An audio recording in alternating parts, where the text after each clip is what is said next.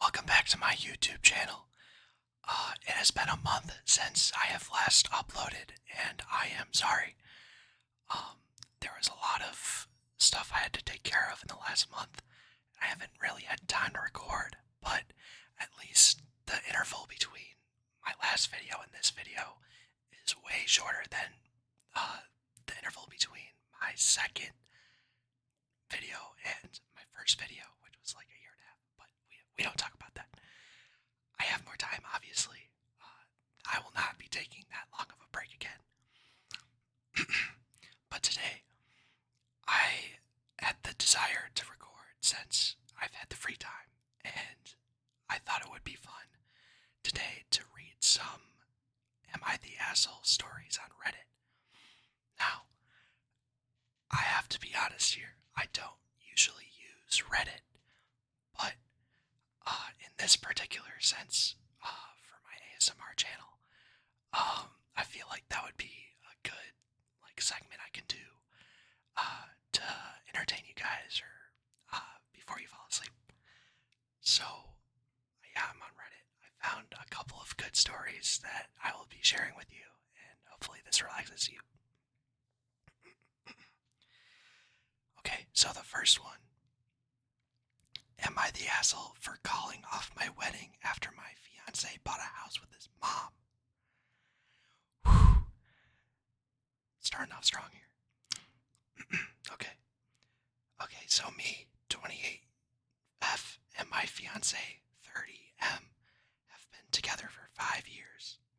We were planning our wedding for this fall and had been talking for years about our future, like kids, finances, and buying a house together. We had a whole plan to save up, find something we both loved, and make it our home. This was talked about a lot. Well, turns out he already bought a house, but not with me, with his mom. And he didn't even tell me he was looking. Apparently, she found the perfect place and convinced him to split it with her because she didn't want to rent anymore. So now, instead of us planning our future together, he's financially tied to his mother, who's going to be living there full time. I just stare at him like, what the hell? And when I asked where I fit into all of this, he goes, oh well, you can move into, of course. Like I'm supposed to be thrilled to live in a house that his mom picked out, partially owns, and is just there all the time. He also admitted he did it because I was taking too long to save, and his mom offered him a faster way to own something. I was so shocked and pissed, I told him I needed space. And the more I thought about it, the more I realized I can't marry someone who thinks this is normal. So I called off the wedding. And now his whole family is blowing up my phone saying I'm being dramatic, that it's just a house, and that I'm overreacting because we can still live together. Even my own parents are saying canceling the whole wedding is extreme. Like, am I losing my mind? Am I the asshole, or is this a giant red flag? Okay, so I feel like in this situation, it is a red flag. Her feelings are completely valid, only because, okay, first of all, I don't think that living with your parents while you're married is a bad thing necessarily. As long as you're communicating about it, I feel like that would be fine. I know people and some family relatives that have done that, and it's been a great way to save. But I feel like the difference here is that there was not enough communication, which, to be fair, is not that great. I would totally be on her side for that. Um, yeah, me personally, I don't know if I would want to live with my parents while I was married. That does not sound fun to me. I would want to have like my own place where we can have our own stuff instead of like having like our parents be there the whole time. I don't know how I would feel about that, but that is just absolutely crazy that he would go behind this person's back and then just outright buy a house without telling her. Like, that is just crazy to me. I would never do that. I would at least be open about it.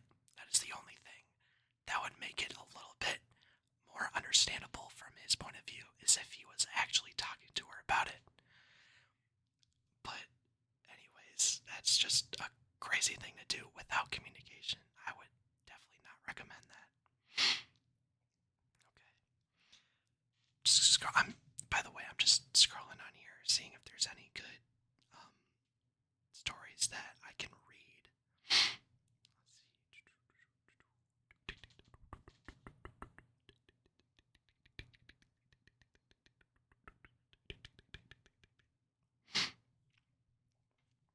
There's a lot of boring stories on here. Let me see if I can find a good one real quick.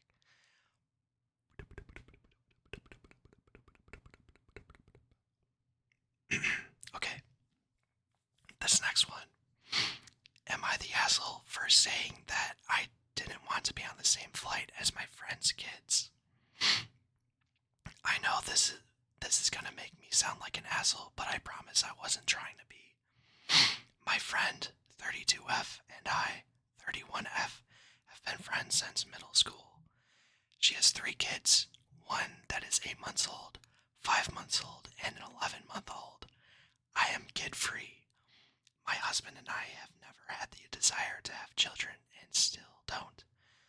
There's 2 of us in the friend group of 5 that don't have kids, but we all like to get together a few times a month, kids included sometimes.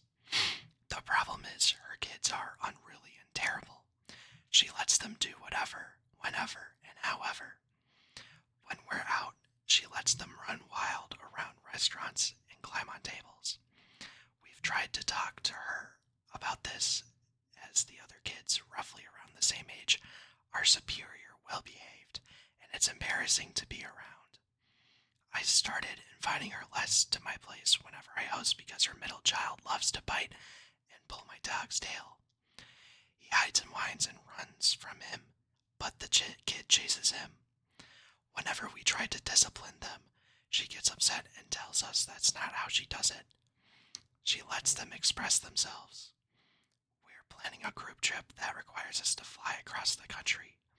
At lunch, my friend, who is also kid-free, talked about how we should get our tickets together so us and our husbands can sit together.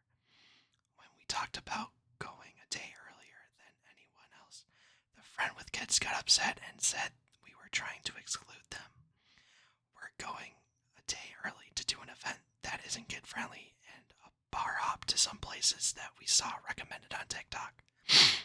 I told her this is what we were doing, but she suggested we all fly together so we could help with the kids since they'll be bringing a lot of things. The thing is that I don't want to be on the same flight as them. We flew together to Disney a while back and they screamed the entire flight, "Wouldn't stay seated," and I'm sure annoyed every passenger. I understand kids crying can be annoying, but I feel terrible subjugating other people to this behavior like that, and they're not even my kids. She does nothing to stop it. She said she kind of tunes them out and lets them cry it out, but other people shouldn't have to suffer like that. This is where I may have been the asshole. I told her I was flying the day before because I wanted a peaceful flight. I said I didn't want to feel embarrassed or subjected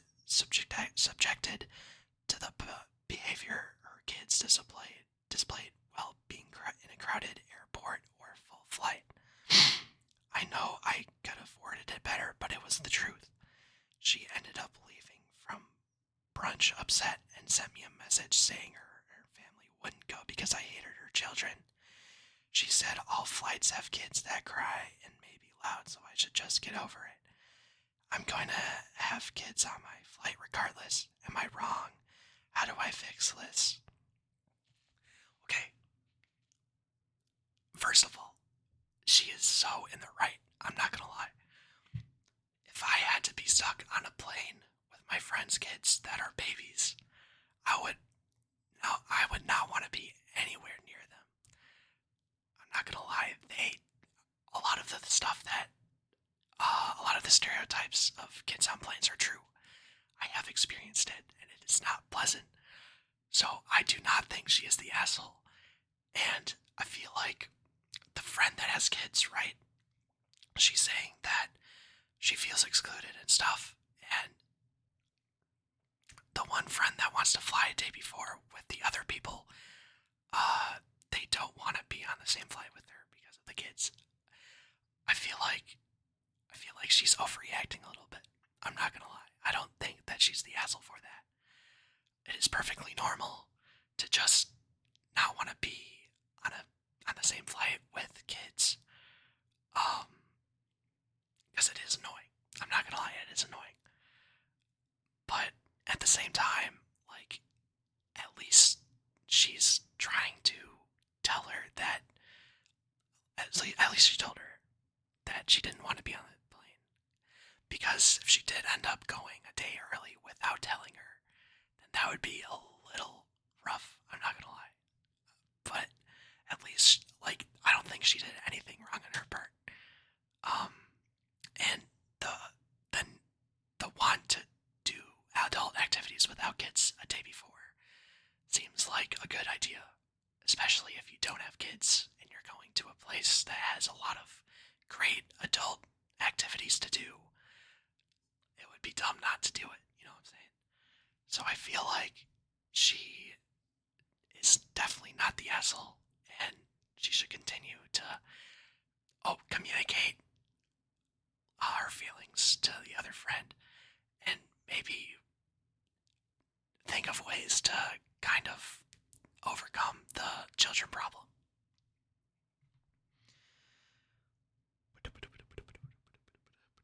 I'm looking for another one, by the way, if you're wondering what I'm doing.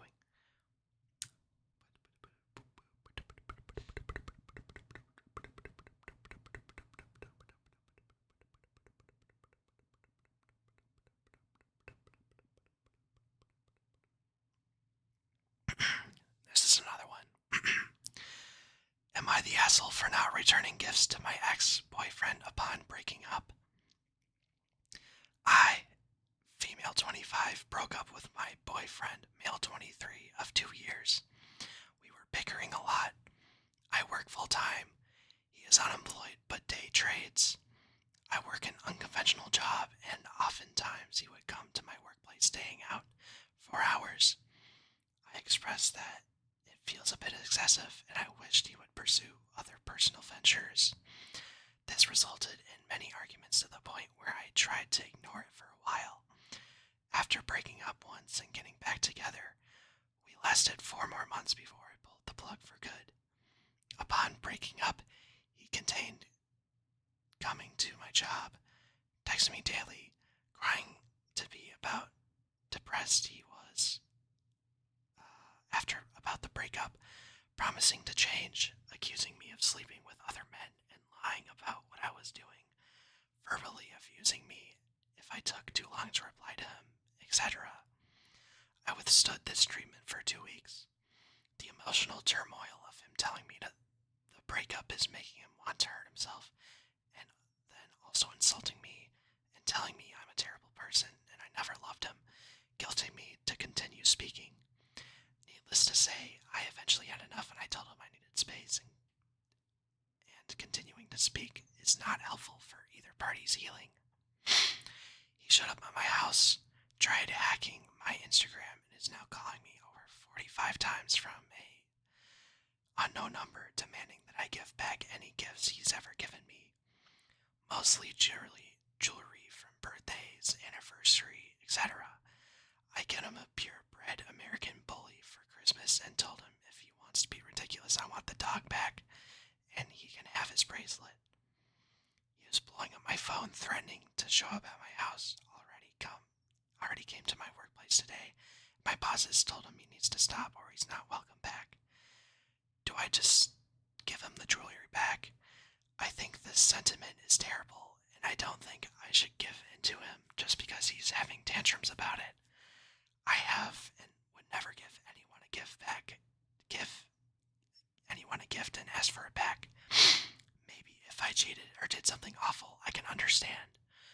But we parted on amicable terms terms and hugged and cried and said, I love you. Now that I'm establishing boundaries, he's flipping the narrative big time. Okay.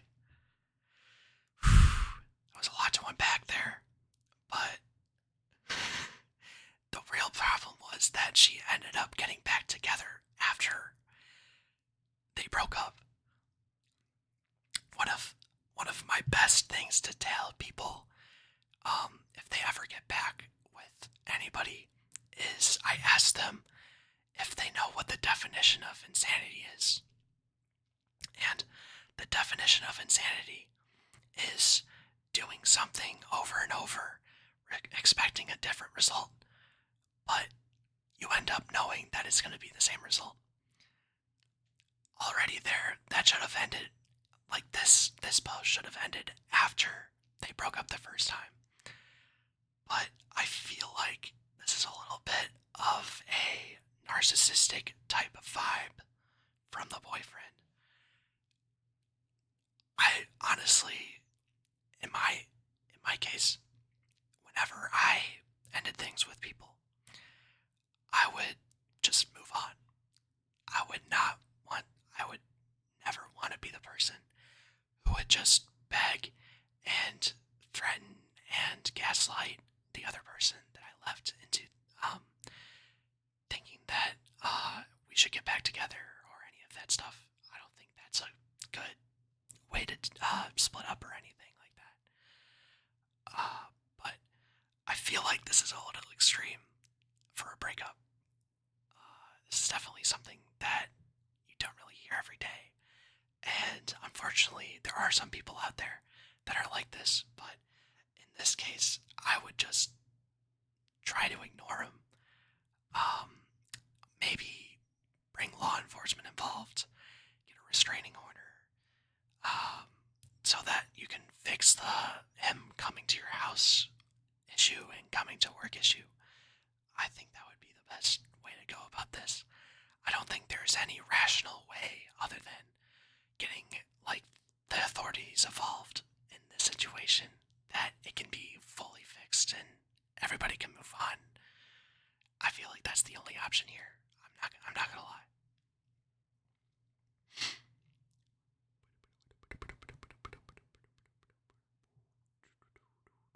There's a lot of posts in here. I'm just trying to filter out stuff that would seem too long to read.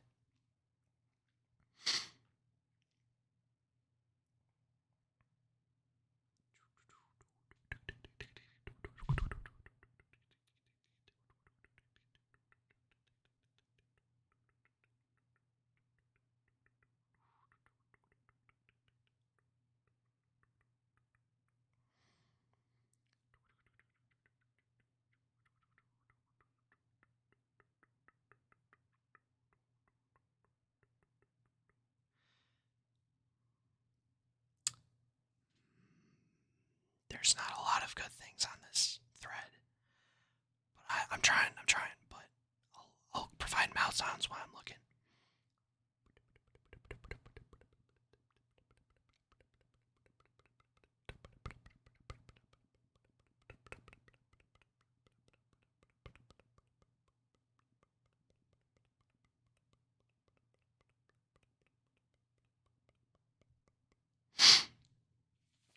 Okay. Am I the asshole for telling my sister that she has no right to only blame me for kissing her best friend? Oh boy. Okay, let's see. So I, female 23, have an older sister, and let's call her Natasha, fake name. Always her best friend, Gracie, fake name. And I always had a thing for each other, but out of respect for my sister, we decided not to do anything about it and move on. Well, last night I was drinking with my friends at this bar, and Gracie was there also drinking with her other friends who wasn't my sister. We both got drunk and made out on the dance floor. Nothing else happened. One of my best friends and decided we needed to leave ASAP, so we did. And I guess one of my other friends took a video of me and Gracie kissing and sent it to my sister. Well, this this morning, my sister came into my house hella early and yelled at me for disrespecting her friend, which, mind you, Gracie kissed me first, and she saw that on video. I had a big headache and yelled at her that Gracie kissed me first, and I asked her how she found out. She said one of my other friends took a video of us kissing. I was pissed and told my sister that she can't just blame me for Gracie kissing and that she needed to leave my apartment. Gracie tried to contact me, but I told her right now I just needed some space from everyone because I'm tired of always being the one to blame for everything that goes wrong in my sister's life. I don't blame Gracie at all and told her that much, and she accepted it.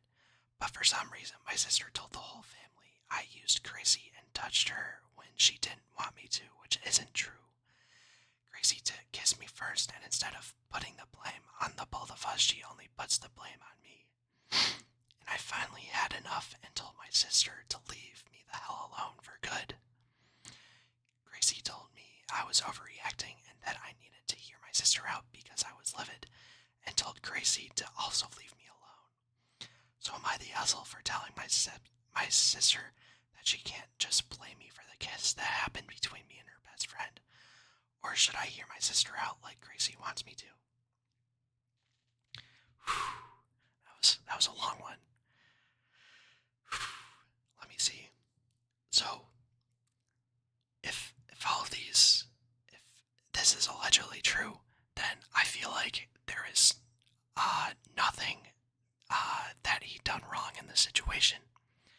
This whole situation that happened with him kissing the sister, I feel like that is nothing to do on his part, like taking the blame. But I feel like I kind of disagree about the aftermath, about how he's refusing to talk to the sister and her friend about it. I feel like in the situation, less explanations and stuff about trying to get all of the sides of the story.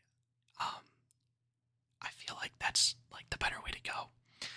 But it is a little crazy. It is a little crazy that her sister was saying that he used her and touched her and all of that wrong stuff and all of those lies.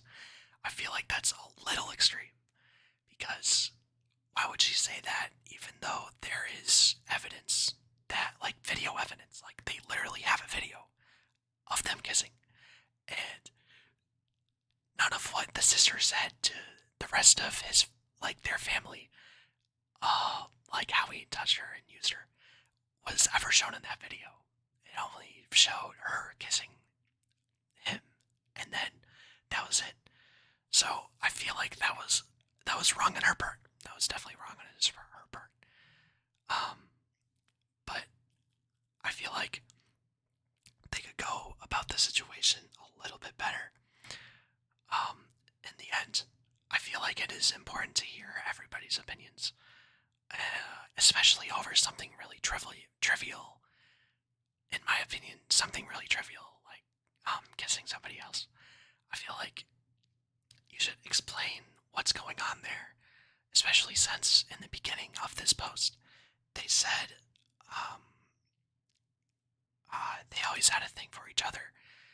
Maybe when he's talking to the sister, maybe he should mention something about that, how they have had a thing for each other, but they've never done anything about it since they were trying to respect her for, not liking and not doing anything about having a thing for each other. I feel like that is the best way to go here.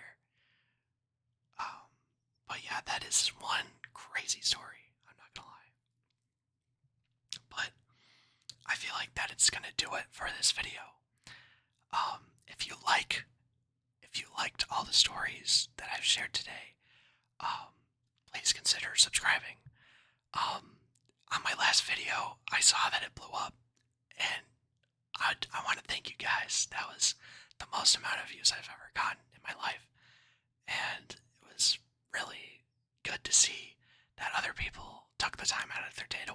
so I want to say thank you. Um, I will definitely be posting more since I have a lot more free time now. Since a lot of the stuff I've been trying to do over the past couple of months in my gap year, I've already done. So I will be going back to recording maybe bi-weekly videos, maybe weekly, we'll see. But yeah, just make sure to hit the subscribe button, and have a good night, guys. I'll see you in the next video.